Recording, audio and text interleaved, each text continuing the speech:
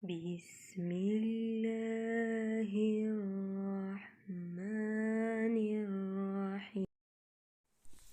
سورة بقرة ركوع نمبر 22. أعوذ بالله من الشيطان الرجيم. بسم الله الرحمن الرحيم. ليس البر أن تولوا وجوهكم نیکی دا ندا چې تاسو واړوئ خپل مخونه قبل المشرق والمغرب په طرف د مشرق او د مغرب، ولكن البر من آمن بالله واليوم الآخر والملائكة والكتاب والنبيين. لیکن نیکی دا چې څوک ایمان راوړي په الله په ورځ د آخرت او په فرشتو باندې او په کتاب باندې او په پیغمبرانو باندې.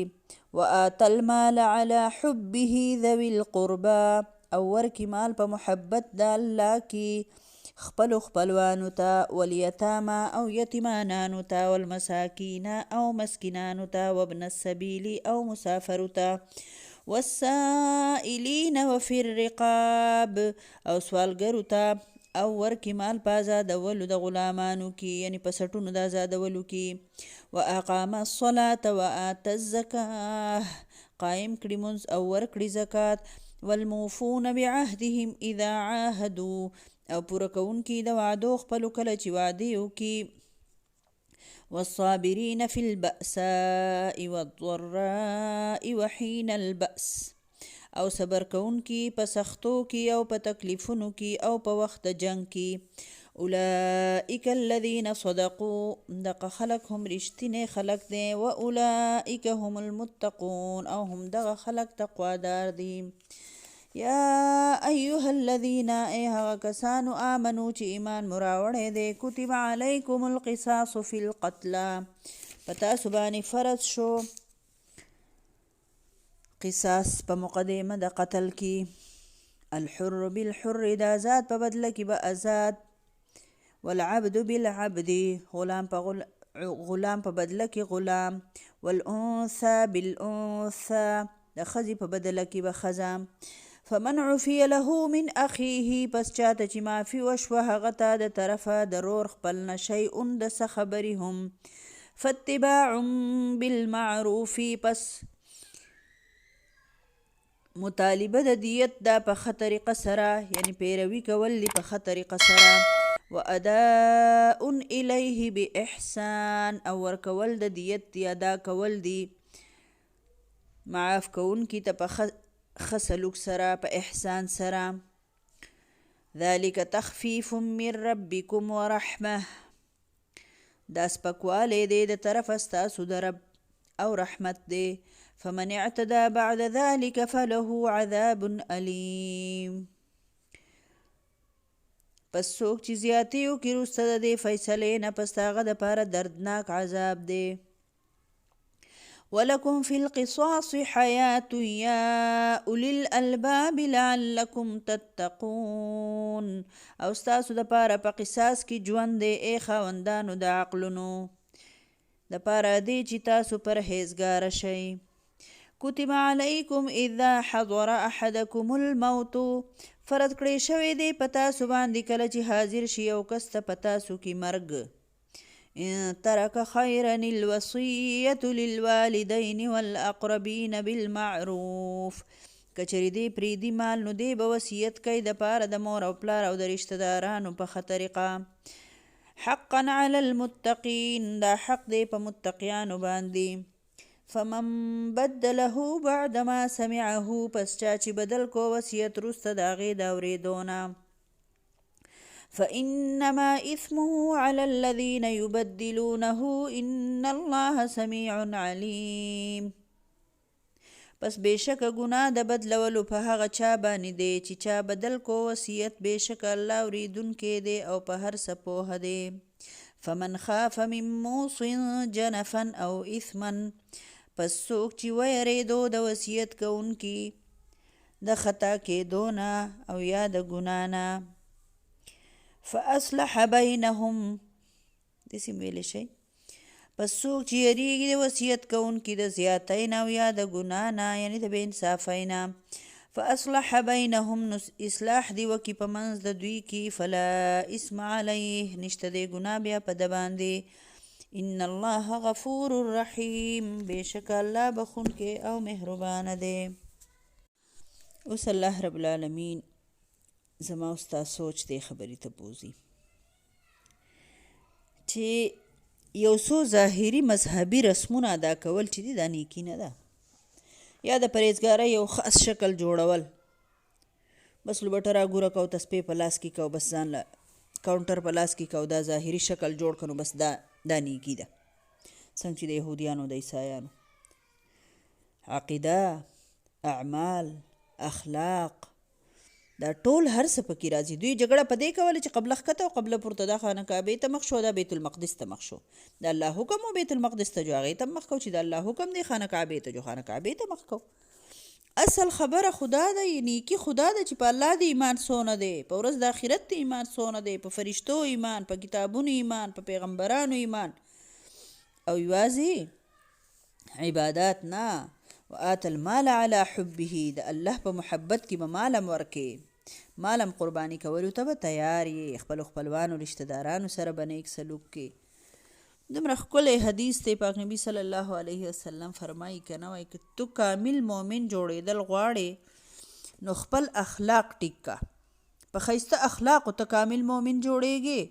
او دویمه خبره یې وفرمایله چې د خپل کور والا سره ښایسته سلوک کوه، د خپل کور والا سره چې څوک نرمي ښکلی خوی نو دا کور والا یې پکې سپیشل ځکه یاد کړي دي، اخلاق یاد کړي دي چې د هر چا سره نیک او ټیک سلوک کوه، ښکلی خوی چلوه. خو دا کور والا یې ځکه یاد کړي ده چې که ښځې ته وایي نو چې د خاوند سره، د خواښې سره، د فخر سره، اندروریانو سره، په کور کې ډېر شي یوریانې، زموږ خو د پښتنو ټولو شریکو کورونه یې که نه خاندانونه یې پلرګنۍ سخرګنۍ د دې ټولو د دې کور والا سره الله پاک وایي نیک سلوک کوه، ښکلی سلوک کوه، نرمه لهجه چلوه. او که خاوند دی نو هغه ته هم دا وایي چې ما تاسو ته مخکې مو وی چې د ښځې خاوند دغه چې دی لکه د دنیا خو جوړه شوې د ښځې د خاوند نه ده که نه، شروع خو د دې نه کېږي. د هر خاندان بنیاد خو هلک او جینۍ وي که نه، ښځه خاوند، هلک جینۍ مطلب ښځه خاوند. نو چې دا خاوند هم د دې خپلې ښځې او د دې کور والا سره، بچو سره او د دوی سره ټیکي که نه. نو خبره دا ده چې هر وخت لکه خلک د دې خپل کور والا سره دې نه خو خلاصون نشته که نه، خو په مرګ خلک خلاصېږي. د مور او پلار او د خویندو ورونو سره چې خلک یي ټیک ده که نه، دغه شانتې ښځه او بچي یا خاوند او بچي دا ټول دا داسې رشتې دي، د دې نه خلاصون نشته. چې څوک مړ شي نو هغه تې پاتې شي، نو نور خو دا یو خلک نو یو تن بدني مثال که نه، او خاص کر د ښځې د خاوند. نو ځکه الله پاک فرمایي چې ستا اړه به نه غواړي او یو انګور به داسې کار کوي چې ستا ښه ښکلی به ستا مزاج خلاف وي، ته به غږ نه کوې. خواښې به داسې کار کوي چې ستا مزاج خلاف وي، ته به غږ نه کوې، صبر به کوې که نه. نو دا ښایسته اخلاق پیدا کول دي. هر بنده خپل ځان ټیک کوي، هېڅ نشته. او دغه شانتې مالی قرباني به هم کوي، دا به نه وي چې ما وله ورکړه، ما له یې رانه کړه، ما له ما ته یې داسې وکړه، ما وله دونه ورکړي، د دې شمارول خو بیا ډوسه پیدا نه شوه، بیا خو دا خپلولي نه شوه، دا خو حساب کتاب شو. نو خپلولانو له، یتیمانانو له، مسکینانو له، د لارې مسافرو له، سوالګرو له، د سټونو په ازادولو کې مطلب د چا قرض بوج ستا سره مال دی، قرض بوج وله ختم کا، مدد ورسره وکړه. دغه شان بیا نیکي دا ده چې مونځ قایمه وه، 5 وخته خپل مونځ کوه، نوافل کوه، زکات ورکوه چې فرض د باندې زکات ورکه، او د الله سره وعدې پوره کړه، د بندیانو سره وعدې پوره کړه، او دغه شانتې صبر کوه په سختو کې او په تکلیفونو کې. نو ضرع د بیمارۍ تکلیفونو ته ویلې کېږي، بدني تکلیفونو ته زیاتر مفسرین وایم. او بأس چې دی نو دا د غریبي کله کله د انسان ډېره غریبي یو څیز ته ضرورت یې ړی ورته کېږي او په هغې باندې صبر کول. او دغه شان حین البأس په وخت د جنګ کې سخته به راځي، د الله د دین دپاره قربانۍ ورکې، مالی بدني سختي به راځي. الله فرمایي په دې کې به صبر کوئ، دا نیکي ده. اولئک الذین صدقوا، په چا کې چې دا صفتونه دي الله فرمایي دا رښتینې دي، او دا خلک پرهیزګاران دي، متقیان دي. بیا الله فرمایي اوس دلته بل قانون دغه دی، دا خبره دا ده چې دا په مدینه کې ما تاسو ته ویلي که نه دا صورت نازل شوی دی. نو اوس دلته کې الله رب العالمین د قصاص حکم راکوي. قصاص وایي برابرۍ ته. په قتل په مقدمه کې الله فرمایي په تاسو فرض شوه چې آزاد مړ شو آزاد، چې غلام مړ شو غلام به وجلی کېږي، او که ښځې څوک مړ کو نو دغه ښځه به وجلی کېږي. مطلب دا چې دې ته به نه ګورئ چې قاتل څوک دی او مقتول څوک دی، بلکې صحیح قاتل وپېژنئ. د دې دغو به دا چل و، د دې قصاص د اینی بدل ته وایي که نه، د دې یهودیانو او د دوی دا طریقه وه چې یهودي سردار به چا مړ کو که نه، فرض که یو کس راپاسې د یهودي سردار یې مړ کو، نو د مکې عربیانو هم او د یهودیانو هم د دوی دا طریقه وه چې دوی به ولا سردار مړ کوو، هغه قاتل به یې نه وجو. وی ولې زمونږ یې سردار مړ، سردار غریب ته به هېڅ ګناه نه وه، خبر به ترې نو سردار به و، ځکه چې ما یې سردار مړ کړی زه به وله سردار مړ کوم. نو دلته الله رب العالمین دا نه وایي چې تاسو به دې ته ګورئ، تاسو به دې ته ګورئ چې قاتل څوک دی، نو دغه قاتل به تاسو وژنئ. پوه شوئ؟ نو دلته یوه دا خبره ده چې بس دې ته مه ګورئ چې څوک دی، خو چې قاتل دی بس قاتل وپېژنئ او قاتل وژنئ. بل الله رب العالمین فرمایي چې که خپل رور ورته معافي وکړه نو رور یې ځکه وي چې انساني رورولي الله پاک یادوي. نو دلته الله رب العالمین د اسلام د سزا، یعنی د قتل د سزا غوندې لوی جرم په معامله کې هم الله رب العالمین فرمایي چې راضینامه کیدی شي. د مړي وارثانو ته دا حق حاصل دی چې قاتل معاف کی، او کله چې معاف کی نو بیا د عدالت لپاره دا جایز نه ده چې د قاتل په مرګ پسې خامخا زور ولګوي. البته د معافی په صورت کې به قاتل د اینې قیمت ورکوي. پوه شوئ؟ خونبها چې ورته وایي که نه، فرض که په خونبها باندې دغه وشوه بس ټیک ته دی به خونبها به ورکي او روغه به وشي، مقدمه به حل شي. په مخکینو امتونو کې په یهودیانو باندې الله رب العالمین قصاص فرض کړی و، خو د عفو قانون پکې نه و، د معافی قانون پکې نه و. بیا په نصاراو باندې صرف د عفو قانون و، د معافی قانون و، د قصاص قانون نه و. او زمونږ په دې امت باندې الله تعالی دا اسانی او مهرباني کړې ده چې د دواړو خبرو اجازه ترې راکړو. رسول الله صلی الله علیه وسلم فرمایل چې د مقتول، یعنی څوک چې وجلی شوي که نه، د مقتول وارثانو ته د دوو خبرو اختیار دی، که فدیه اخلي او که قصاص. بخاري شریف حدیث دی. خو نبی صلی الله علیه وسلم د قصاص په ځای معافي زیاته خوښوله. نبی صلی الله علیه وسلم په خپله هم معافي کړې ده او د دیت د اخیستلو سفارش به یې کوو. صحابو ته به یې هم دا خبره کوله.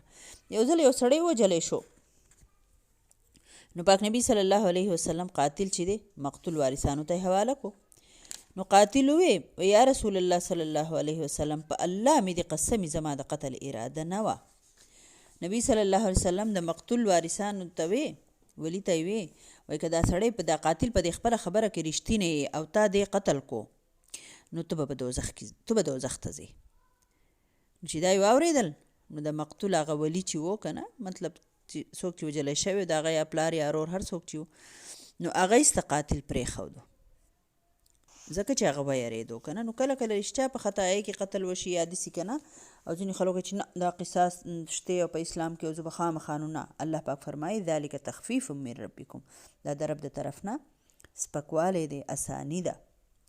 خو په قصاص کې زندگی ده. الله فرمایي چې داسې خبره چې څوک ووجلی شي او هغه قاتل دغه شانتي لکه اوس نن سبا چې څنګه پېښور قاتلان دي او پیسې اخلي او که نه خلک وجني، دا غلطه خبره ده که نه. په کار ده چې داسې قاتلان خو ووجلی شي چې نور خلک نه وجني که نه. نو په قصاص کې ژوند دی. الله پاک ظالم نه دی، خو په قصاص کې زندگی ده. نو ځکه الله رب العالمین د قصاص اجازت ورکړی دی. اوس دلته چې دا کم آیت راغلی دی چې کله په تاسو کې یو کس له مرګ راشي او د ده نه مال پاتې شي، نو دی د مور او پلار خپلو خپلوانو دپاره وصیت وکړي او دا په متقیانو باندې حق دی. دا آیت په هغه آیتونو کې دی چې په کمې باندې وس عمل نه کېږي. ما تاسو ته ویلي و که نه، ځکه چې د میراث قانون لا نه و راغلی. نو اوس خو سوره نساء بیا نازل شو او د میراثیانو خپلې حصې مقرر شوې. نو چې کله د میراثیانو حصې مقرر شوې، نو اوس دا خبره ده چې کم وارث په میراث کې ولا حصه نه مقرر شوي، یو خو میراثیان کم چې د میراث حصه ولا ورکړلی کېږي او الله پاک کوم حصه مقرر کړي ده که نه، مور شو، پلار شو، ښځه شو، خاوند شو، بچي شو، د دې ټولو خو حصې مقرر دي. نو د دې په باره کې وصیت ته هېڅ ضرورت نشته، وصیت نه کېږي د دوی په باره کې، ځکه چې الله قانون جوړ کړی د هغې مطابق په میراث تقسیمې. خو که فرض که ستا یا څوک ملګری دی یا داسې غیر رشته دار دی یا داسې محتاجه دی یا داسې د عام لکه ته په مدرسه کې یا په داسې څه ورکې لکه اوس که نه د نیکۍ په کارونو کې ورکې نو د هغې دپاره وصیت شته دی خو د ټول مال چې ستا څونه مال دی د هغې د 3 حصې پورې زیات نشئ کولی په نیمه کې نشئ کولی ټیک ده ټول مال چې 3 حصې کې نو په 3 حصه کې لکه ستا سره 1,00,000 روپۍ دي نو ته په 15,000 کم و بیش په داسې کې وصیت کولی شي او باقي نورو کې نشئ کولی هغه به د میراثیانو پوه شوئ په دې خبره هم ځان پوهه کوي بله دا چې یو بنده وصیت وکړو او هغه وصیت داسې ضرر رسان و چې لکه هغه ته پته وه چې لکه یو بنده په سفر کې دی یا چېرته دی یا داسې یو بچي ته وصیت کړی دی چې هغه پوه شي چې که زما د مور مړه شوی زما د پلار مړ شو یا څوک هم چې وصیت وکړي که نه او زه دا وصیت ووایم چې دا داسې وصیت دی یا زما دا رور دی یا زما هر څه چې خپلوان دی رشته دار دی یا غیر رشته دار دی دې پوهېږي دا خو د زیاتې وکړو چې دا ټول مالې په یو ځای پسې ولیکو یا دا ټول داسې چل وکړو داسې خبره که نه چې لکه زه اوس مطلب ناجایزه وصیت یې کړی دی چې دا سړی ووایي چې زه خو دا وصیت چې ټیک کړمه نو زه به دوی ته ووایم چې داسې ویلي دي چې کوم د اسلام مطابق دا بنده یې وله ټیک کړي نو الله فرمایي د دې بنده ګناه ونه شو ځکه چې هغه مړی د عذاب نه بچ کو که نه خو که یو بنده ټیک وصیت کړی او یو بنده ته یې کړی او هغه ایسته د قصده دروغ ووایي او هغه وصیت بدل کړي غلط یې کړي نو په هغه چا چې وصیت کړی مړ دی که نه په هغه باندې ګناه نشته الله فرمایي ګناه په هغه چا دی چا چې غلط کو پوه شوئ بېشکه الله بخونکی او رحم